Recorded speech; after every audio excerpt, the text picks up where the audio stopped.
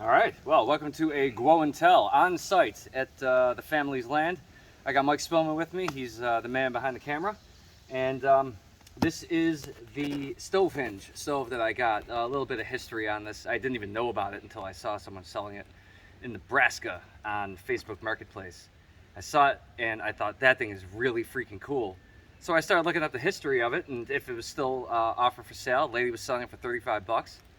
I found a little bit of information about the company. It was invented by some guy out in, I think, Texas, and he patented it and was selling it under FH Industries. That was the name. His name started with F and H. Then he sold the patent and the company and the name in 2018, and I believe they sold out the stock and they never made them again. So I can't find anything that even looks like this made currently. So I guess you either got to find them used, or maybe you can utilize this to come up with a design plan. Just remember, it is patented, so I don't condone anyone stealing this guy's idea. But that being said, it looks cool. I've never used it before. This thing is brand spanking new, and I'm going to take it out. I'm going to test it, see how it works, see how it operates, and we'll go from there. This is the case that it comes in. It's a little aluminum case. It's kind of cheap, kind of chintzy. It did break. I don't know if it was in shipping or not, but you can see how it's beginning to separate. It just barely fits in this thing, and I think that's why. The pressure was just too great after so many years. But there it is. I have the directions in the car, but it is solid stainless steel. Move that out of the way so you can get a look at the logo. Yeah, FH Industries. And it's got this brushed steel look to it. And it's got a grill that is on a hinge, so you can move it out of the way if you want. You just fold it open and then fold it open again. One thing to note is that it is uneven, right? So you can see that the grill does not actually like sit evenly on the top, but that's because of how it folds. This piece right here has to be longer than the others in order for it to fold in on itself conveniently. So that's the chimney, or the cage, the wind cage, if you will. This is the top of the firebox, and this is a lot thicker steel. You can see in comparison to that. You also see that it has header wrap on it. This is for car exhaust, very high temperature resistant header wrapping, and it's on with the steel cable here, the steel tie. This I will get to in a second, and this is the bottom portion of the firebox portion of it. So it folds up again like that, and let's get this out of the way. Set this thing up right here. So you got your main body, get that, and then this slides in. The longer portion goes in the front. You see there's a notch here, and that's what that little steel plate will come in handy for in a second. So you just take that, feed it through, right through the other side, and that's how it sits. Next part, fold this over, and you take your header wrapped chimney and you fit that in the hole, and that just sits right there. The header wrapping is perfectly set to allow this to kind of bottom out where it's supposed to be in there. And then this thing is to allow airflow, and it has notches here and notches here. These notches here will fit into this chimney, and these notches here fit into these grooves right here. So you just take that and you slide that in and just kind of make sure it's lined up, and there it is. So air will get drawn in through there, and you feed the fire through there, and that's pretty much all you need. Now, what you can do is you can put paper in the bottom there and get like a big barbecue lighter or whatever, and kind of fit it in there and light it. Or what I've seen people do is they'll light something, drop it down in there, and then start shoving in your burnable material into the top just to get it started, and then you continue to feed through the bottom here. So Mike, if you want to pause that. All right, so we are back. I got some newspaper here. Now, the reason I'm doing this is because this is definitely not the kind of stove that you would take camping. It's very heavy, it's about 12 pounds. The way that this was advertised and marketed was, this is something you buy for an emergency. You keep it in your closet at home with other emergency materials. It's there when you need it, when power goes out. when shit hits the fan, for lack of a better term, this is what you would use it for.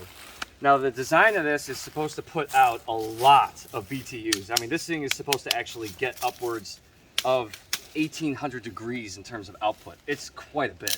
This thing is supposed to be very, very powerful and very strong, just concentrate all that heat. So what they recommend you do is not use aluminum cookware on this because it will melt it. So you got to be very careful with what you use in terms of your cookware. But really, you just take it and you load it up with burnable material. Just to give you some, I don't have the exact dimensions, but to my relatively trained eye from woodworking, it looks like about 4" by 4" square. So it's a pretty large size in terms of the chimney, and of course you can. This is probably like 8 by 8 then. Yeah, well, yeah, 10. approximately. Yeah. I'd say 8. If that's 4 to yeah, probably about 8 inches. This may be a little bit longer because that one side again is just a little bit longer. Now they also say that you should insulate this, and by insulate they mean put something underneath it so that it doesn't burn. I have it on this piece of wood. I don't care about this piece of wood, and the piece of wood underneath it is also soaked. I'm not worried about this drawing the moisture up from that piece of wood because it is in this chimney here, but I don't think it'll put out enough heat to actually start this piece of wood, this log underneath it on fire. So that's why I have it where I have it. So I don't need to go crazy, but you know, I figure I have this wood here. I may as well throw it in. And I'll just put this piece down in there, and then it'll be good. And I'll have a few pieces to shove into the front. So I have a very small hand, or a very thin hand, so I'm able to get my finger and a lighter in there to light this up. But again, you can use a barbecue lighter. You could take a match and you could drop it down there if you want. I don't have a match with me. I just have my Bic. So let's get this lit.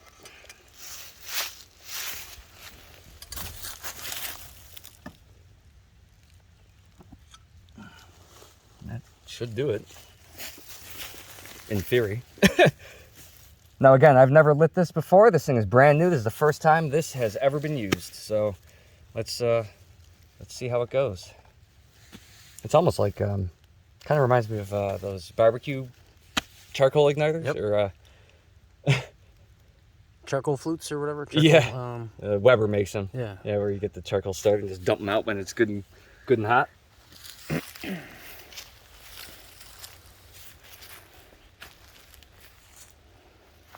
I'm excited. They retailed when they were new, I think, for $119 back in like 2015, 2016, 2017. But again, for $35, I mean, hell, there's more than $35 worth of steel in this thing. So it was definitely worth it. I did have to pay shipping because it is heavy. The lady wasn't going to send it for free, but she was very accommodating, got this thing out right away, and it arrived just in time for this camping trip.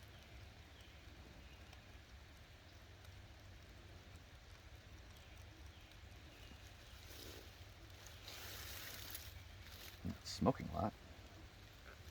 It's mostly burning the paper right here in front. It hasn't caught in the back too much yet.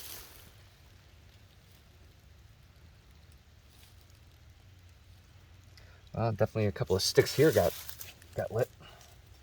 Sticks are like poking out. I bet if I push those in, they'll assist.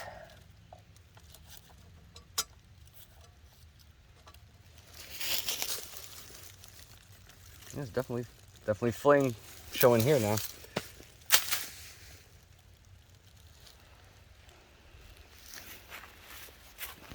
I guess I can leave this off. It doesn't need to be on right now. Your screen kind of tinted yellow. I don't know if it's like a power saving thing. Oh yeah, no, it's a blue light filter. At a set time, it turns on. Okay. It's still going to be recording the same color. Okay, cool. I mean, honestly, for this thing, other than the case, which was sounds like a Harbor Freight special, I'm probably going to get another case of a similar size to fit this thing, and again, do as they recommended. Just put it in my my outdoors area at home, and let that let it be there for when I need it. You got a flame coming out the top now. Just needed some air. So airflow, yeah.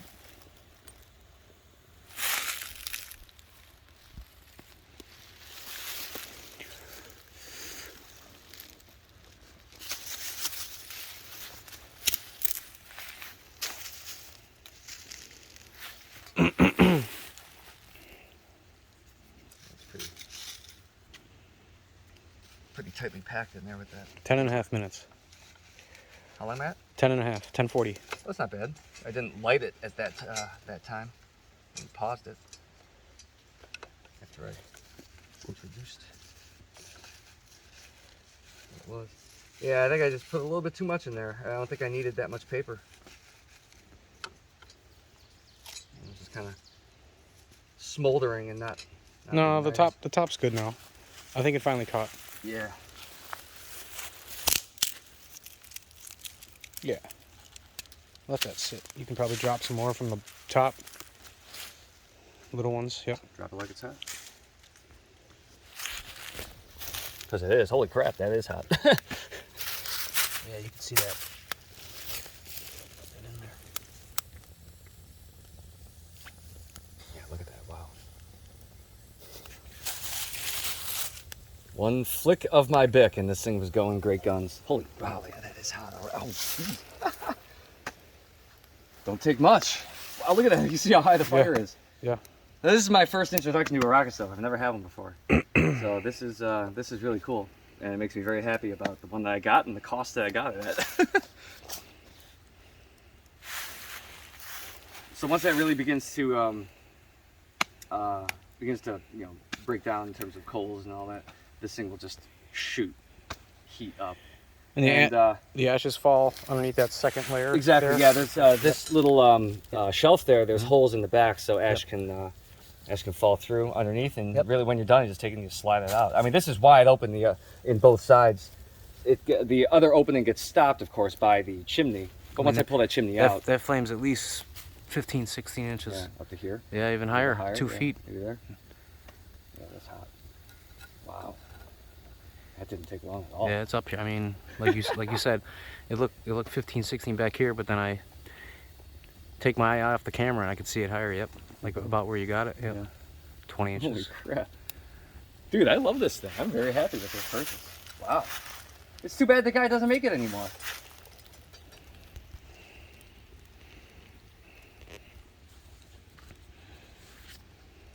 I don't have too many stoves. I have the one that came with the Pathfinder kit, you know, the canteen kit. I mean, I have gas stoves. I got a few of those, like old vintage Coleman ones and that. You got a piezo, a little piezo, right? Yeah, I Little got the piezo pocket one rocket. that goes on the what's it called? Like on a gas canister, propane or butane gas canister. Like a pocket rocket or something. Yeah. But no, in terms of a steel stove, folding or otherwise collapsible, this is the only one that I have, and it's the only rocket stove I've ever had or actually seen in the flesh. But I was absolutely worth $35. I would.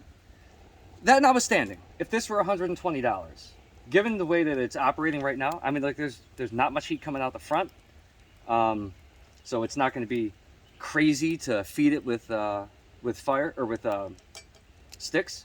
Fuel. It's not like the ones where the opening is on the front with just a small little opening here, and you kind of fit tiny pieces of wood. Hell, we can. Like what's the one hot ash stove, right? And ones like that where this is like closed off and you got to feed it from this way. Yeah, right. So you're limited to like 4 or 5 inch pieces. It's not 2 inch by 2 inch, so it's quite large. Again, this is not a camping stove, obviously, but take that off. Yeah. Wow, look at that! Oh my God, that was red. I was recording, but I wasn't looking at it. I was looking at the flame. Yeah, that was actually, this steel was straight up red. Holy crap. Yeah, that does get hot, man. Wow. Yeah, you can take a shot of the coals that are in there. Wow. Get that out of the way. Already, it's been what? Just a few minutes. What, 5 minutes maybe? 6 minutes? Since As we started, Yeah. you know, at least since it started really getting going. I don't even want to put my hand anywhere close to the top. I wouldn't. You know, above that. Even 4 feet high, I bet it would be super duper hot. And I love the windscreen too. Right. I mean, obviously, it's not necessary because this thing is completely solid on the bottom. So you could put it on a surface, just know that it would get very, very hot underneath that. So you have to be very careful, put that like directly on dirt or something like that. But this thing is a good windscreen, and it lifts it off the ground, and it gives you your cooking grate. So yeah, I would absolutely recommend this if you can find it. FH Industries. If you want, look it up. See maybe if you can contact the original inventor of this, the owner of the company when he first created it and was selling it, and maybe he can lead you to the company that bought it. It's the only thing I can think. But I'm very impressed with this thing. What would you say, Mike? What do you think? I think it's pretty sweet, man. I'm thinking we should cook our dinner on it. For sure.